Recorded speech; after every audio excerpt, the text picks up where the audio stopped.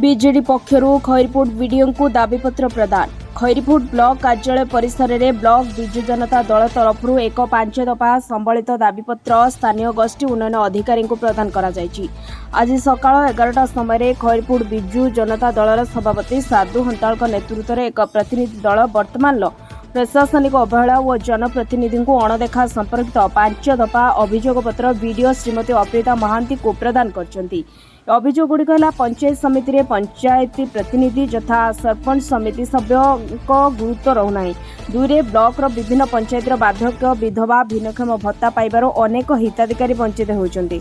3 रे पंचायत प्रतिनिधि द्वारा दि जाउतबा प्रकल्प गुड़िक पंचायत समिति रे गुरुत्व दिया न जाय विधायक और सांसद प्रकल्प गुड़िक अनुमोदन निया जाउछि। 4 रे ब्लॉक को बीजेपी कांग्रेस नेता निज कार्यालय परिणत करिसेंती।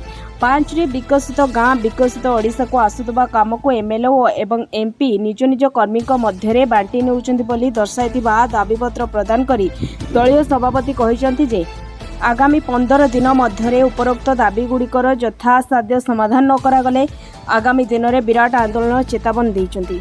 वीडियो श्रीमती महांती उपरोक्त दाबी संपर्क में तर्जमा करी यार आशु समाधान करिए बोले आश्वासन देइछन्ती।